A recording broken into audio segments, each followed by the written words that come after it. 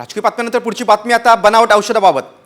बनावट औषध पुरवठ्याबाबत एक धक्कादायक प्रकार समोर आलाय. तो म्हणजे विशाल एंटरप्राइजेस कंपनीवर आता बंदी घालावी अशी मागणी होते, कारण अन्न व औषध प्रशासनानं अहवाल दिला होता. विरोधी पक्षनेते अंबादास दानवेंचा हा आरोप आहे.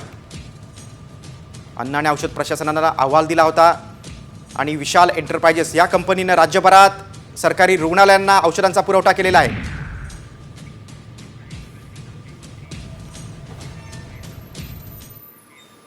काही दिवसांपूर्वीच बीडच्या अंबेजोगाईमधल्या रुग्णालयात या बनावट औषधांचा भांडाफोड कसा झाला होता ते आपण पाहूया ग्राफिकच्या माध्यमातून.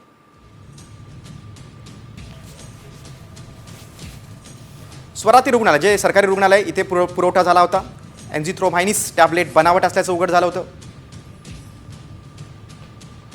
घसा, कान, फुफ्फुसांच्या संसर्गावर या टॅबलेटचा वापर होतो.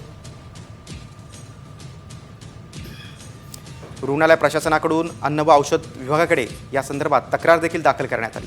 त्यानंतर सगळी चौकशी झाली. नागपूरमध्येही एझिथ्रोमायसिन टॅबलेट बनावट असल्याचं समोर आलं होतं.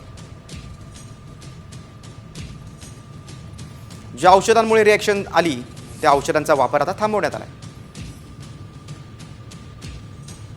एफडीच्या चौकशीत संबंधित औषध बनावट असल्याचं उघड झालं.